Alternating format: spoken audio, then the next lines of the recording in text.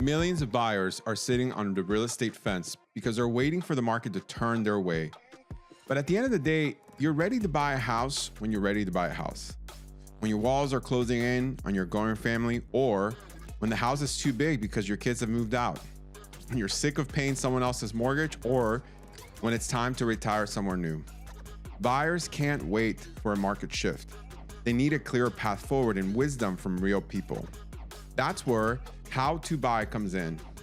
You'll join me, Leo Ansoliaga, as we hear how to buy stories and advice from real buyers and the professionals who help them along the way in mortgage, real estate, insurance, financial planning, contracting, appraisal, and so much more. Now, let's jump in to today's episode. In this episode of How to Buy, Jonny and Jess share how they navigated a complex real estate journey, managing multiple transactions while seizing an unexpected opportunity. Unlike their first experience in buying a home, this family needed to use their home equity for a competitive offer when preparing to move from Falls Church to Charlottesville. From weighing tough trade-offs to working closely with the real estate team, we discussed the strategies that turned a complex home search into a success story. Jess and Jonny, it's a pleasure to have you on. Thanks. We're happy to be here. Yeah, good to see you. I guess before we get started, maybe just give us a quick synopsis of, the story of this most recent transaction, the complexities that presented itself, and how we started to navigate it. Sure. Do you want me to? You want to dive in there? You go and I'll add. I love it. Okay.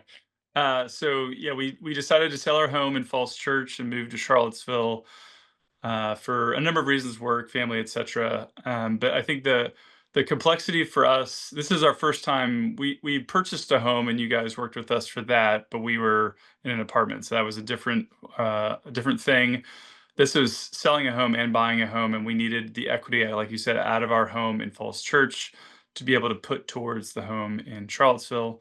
And we had never done that before. So there were so many different pieces there that were part of it. And we're not financiers, so we don't really understand all the little pieces and the tools that are needed to kind of go into that process. We had a lot of questions about timing because both markets were pretty hot, and so selling and buying and contingencies and all those things, you kind of had to throw all that out the door and make a really good offer. And so it was helpful for you guys and for our realtor to kind of be in the know and guide us along those paths and places to understand each step of the way what was required and what that meant for us and the things we needed to do, but also even get our minds and our hearts around all the emotional roller coaster of, okay, we're going to take out a loan essentially as part of to pull the equity out of our house so we could put it towards the house that we bought. And we bought first, right before we sold. And so then we had to sell within a certain amount of time. So all these different moving parts, we're not obviously in the realtor business or the money business. So most people that stresses them out, it definitely stressed us out. But you guys were calm, cool, and collective. Well, yeah, and to back up a little bit, I think we had decided like in March that we were going to make this move. And so it was a very quick, quick escalation. And so honestly, I think I remember I had to sort of pull Jonny along because I saw a video that our realtor had just sort of a reel she made for just all of the people, like, right? She posts on Instagram, and we'll plug her later. But she had said, if you want to be in a new place to start the new school year, you need to be starting now. And I was like, no. Right. And so I called her immediately. She's a good friend of ours. And I was like, what should our timeline be? And then what needs to come first?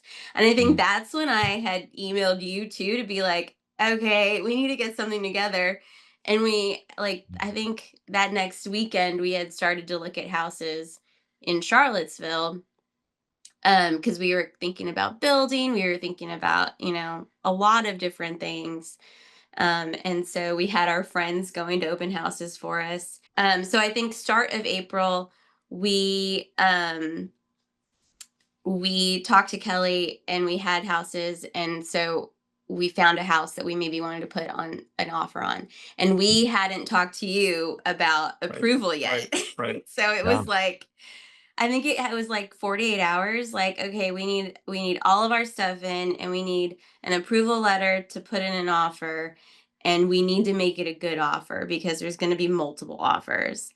Um, and that was sort of like our initiation of like, okay, we're doing this.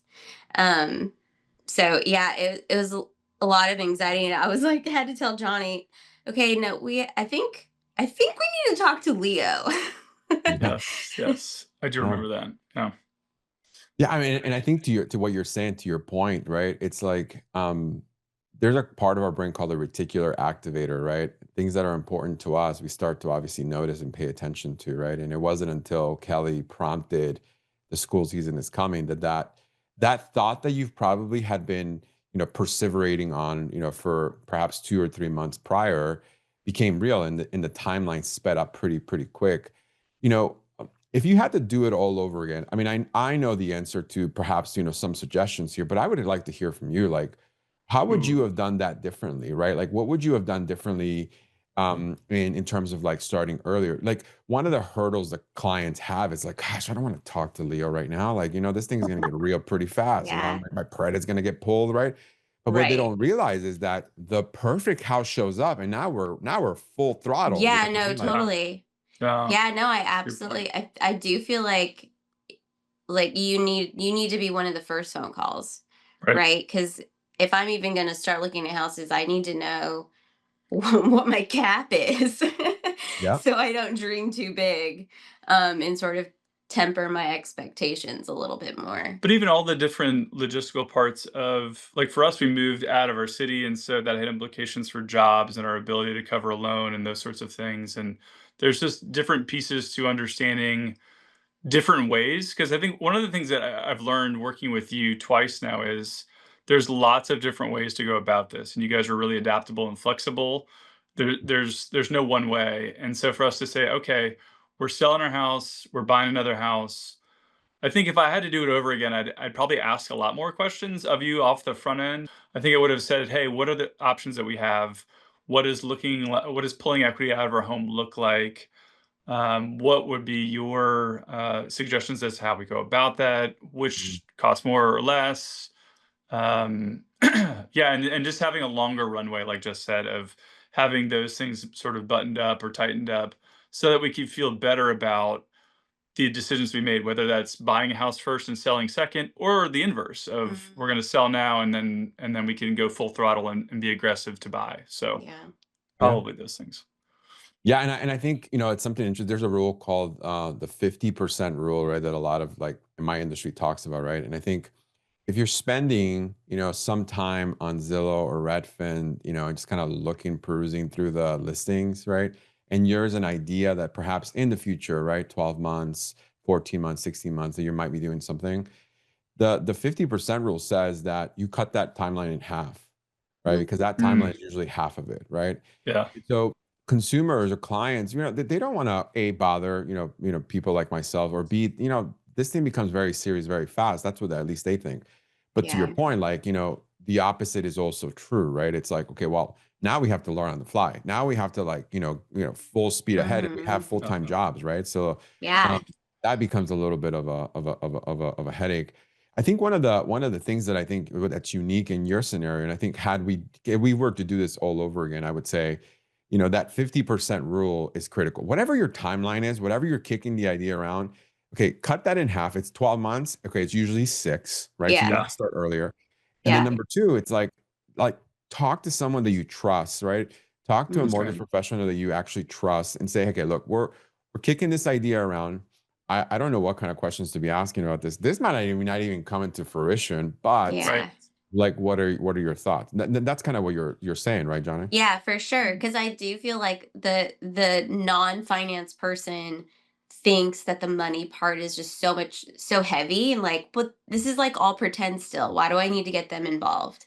Hmm. But really, that's like your foundation for what you're even gonna be looking at, right? Like, I don't I shouldn't be looking at $1 million houses if, if my cap is 7. Like, that's crazy. So, yeah, I think definitely talking to you first Yeah. is, yeah. Well, and in today's market, especially in a lot of places we live and work, you can't go to look at a house. I mean, it's like going to a house and just being like, well, I hope I have money for this, Yeah. right? To actually, like, we need to be in the house we looked at that we ended up being able to buy with your help.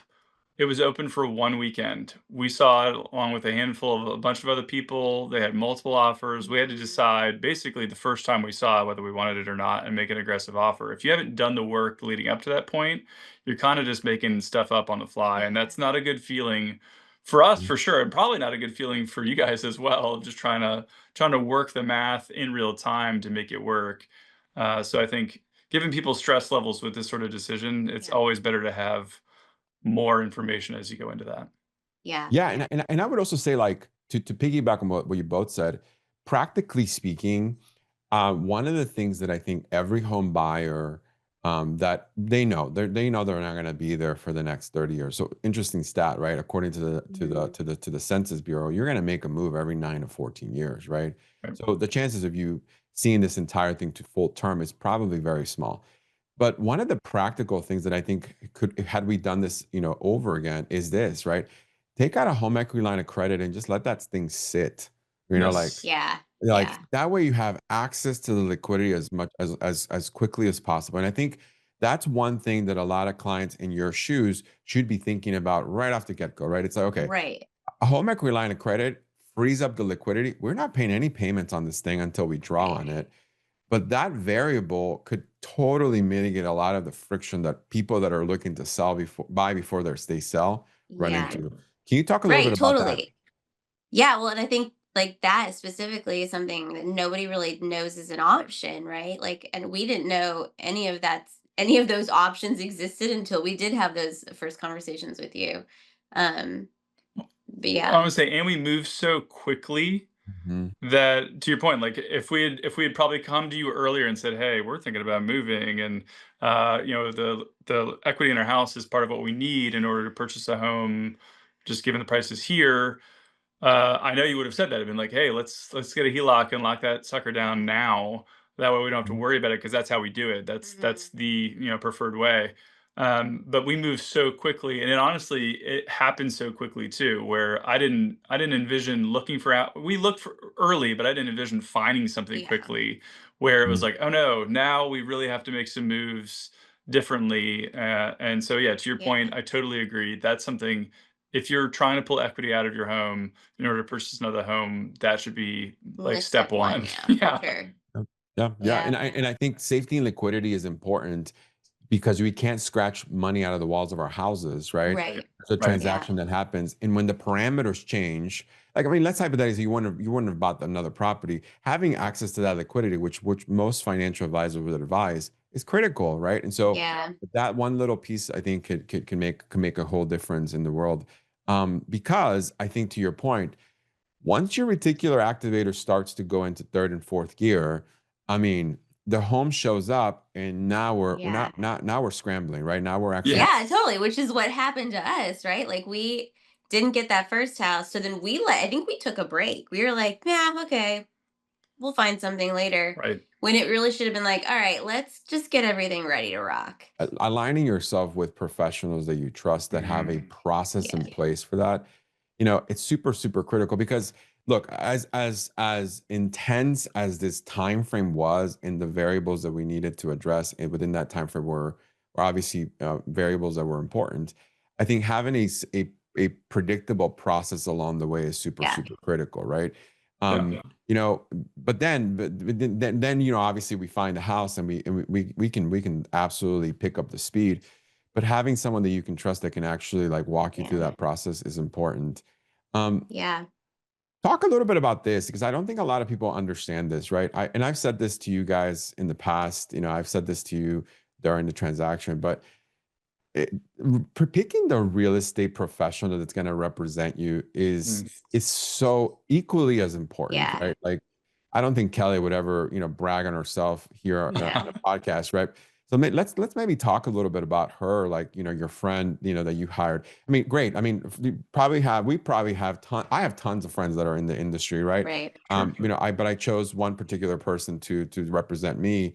How is it that you came up with the decision to hire her? B, what was it about her process, her approach in this that kind of help you mitigate all of all of these variables? And C, like, what are some of the recommendations that you have for people that are currently interviewing agents in that process? Mm, Hmm. that is a great question. We knew Kelly from our kids went to preschool together. She is like unofficially the mayor of Falls Church. She's born and raised there, so she owns a business or several businesses that are pretty well-known staples in the area.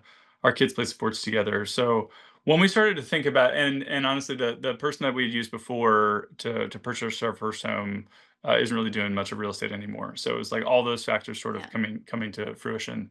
But I think you probably can speak to this even better. I think the reason why we decided to choose her was both her familiarity with the area Mm. and then our timeline, because she was so good at curating both sides. She had buyers, she had sellers, so she just was so connected to be able to say, okay, I know this market in and out. I know what makes a home sell in terms of staging and presenting and photos and pictures. She was well connected in social media. But she a lot of times she had the sellers that would buy the homes too, and so she was just connected in that way in Northern Virginia, in sort of our area.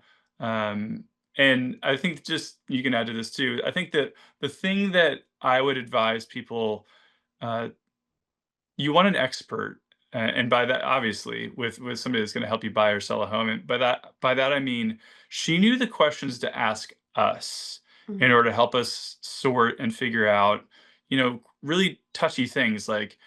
For us, we had to, come up with the number we wanted to sell our house for. We had to decide to buy before we sold. Some people wouldn't like doing that. We had to we had to escalate on the home that we purchased, and she asked some really good questions to get us to figure out, were we willing to go beyond the number we sort of had in our head to buy a home. If you have somebody that's kind of like, you drive the ship, I'll just do what you say, that might work for some people, Yeah. not for us. Mm. Yeah, I mean, I think that what a great piece of advice there, because I think a lot of people don't even know, how to make that decision, right? Look, I would argue everybody knows at least 2 to 3 agents, Yeah. in their sphere of friends, right? Sure. At least once a year, someone decides to go from some sort of sales into real estate, and we get an invitation to their launch event. That's Yeah. normal, right? Yeah. How do you make that decision in terms of like separating the friendship from the actual business? Well, Yeah. to your point, like, you asked the right questions, right? Mm. I mean, how much business have you sold in the last year? Super Yep. important question to ask, right? Mhm. How Yep. many buyers are you currently representing right now? Right. Very Yeah. important piece. What price points do you typically work in, right? Yeah. Have Yep. you had experience in selling before I mean, buying before you selling? Tell us how you Mhm. navigate that. Yep. And I think relying on some of those questions and being like I always tell my friends, I'm going to take my friendship hat on, I'm going to put my business hat on, and I'm going to approach this on the business side of things. I think it's important Mhm. for us to make that distinction and ask the right questions, but also I think look for the right data points, right? Like, Yeah. we have the ability to be able to pull, the real estate agent's production, right? I Yeah. have the Yep. ability to see all of the actual transactions that they've done. And just Mhm. because they have a good marketing for themselves, that doesn't always equate to transactions closed. That's right. Yeah. Yeah. And most clients find out that little in detail during the transaction and Mm. usually don't get phone calls back for that Yeah. reason, right? So I Yep. think to your point, that is super, super important as you begin to understand and align yourself with a good real estate professional. Yeah. Yeah, yeah, yeah, yeah. Definitely. I mean, she was even instrumental in the person that bought her house didn't have representation, didn't have financing or anything, and she kind of got her basically to the finish line, and then she ended up grabbing other people to represent her. But like she kind of got her all set up and ready to go too. So she's in it to win it all the way. Yeah. Absolutely. Absolutely. Now, Mike Tyson said something interesting. He said, everybody has a plan until they get punched in the face, right? So, right. So Yep. I think it's important to not just talk about the roses and butterflies, right? But there's also some thorns along the way, right? Like, Sure. I have some very specific thoughts on this, but I want to hear from you, right? Like, we had a pretty legit plan in place. Okay. Yep. Did. We had some, I call it catastrophic scenarios in place. We kind of went over those just in case. Yeah. But as we were navigating through this buy before you sell program that we have access to, and but simply what it is that one of the biggest hurdles that clients have is like, okay, well, the majority of my equity is tied in the property that I'm listing, and I need to sell in order to qualify for the next one. Well, this program mitigates, that particular hurdle.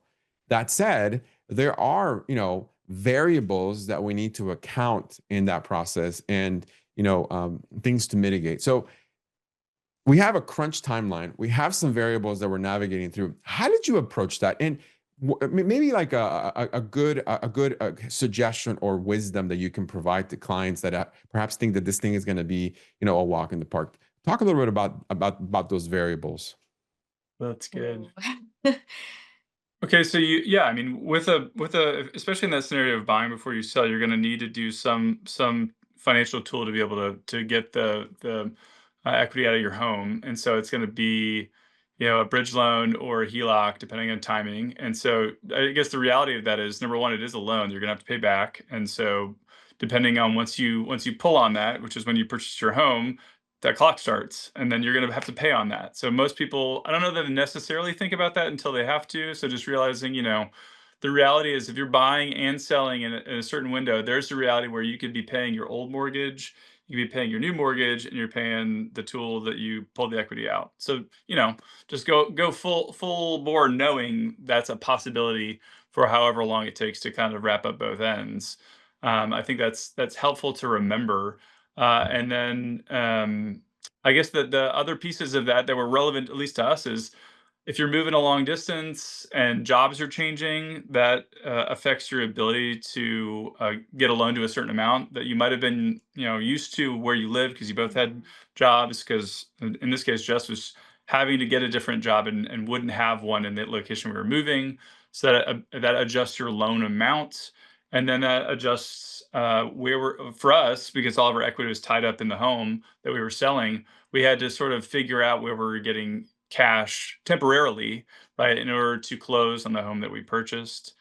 So then, again, it goes all the way back to like, let's get all these questions answered on the front end with you, somebody who knows what they're talking about, so that before all the buttons get pushed and wheels are in motion, so that you can figure out and get your plan set in place. Luckily, again, we had family and things that we can kind of do to sort all those things out, but others may not be in a similar position. So that's why it's of the utmost importance to get a lender you trust and get in front of them quickly and early, right?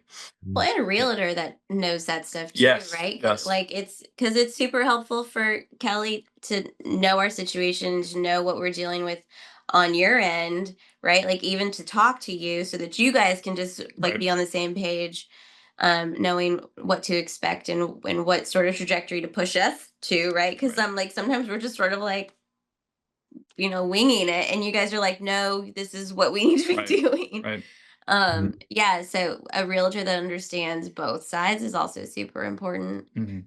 Yeah, and Um, I yeah. think that's a beautiful way to say it because, I always tell clients and some of my friends that are thinking about doing this, I'm like, look, everybody on social media talks about the fastballs that they can hit, right? And that's great, but you Yeah. might not align yourself with people that can actually hit curveballs, right? Yeah, Like Right. Yeah. 100%. the curveballs are going to come, and we need to not just have a plan that we kind of stick with, but also like, okay, oh, that was a curveball. We need to go this way. Mm-hmm. Okay, let's go back on track.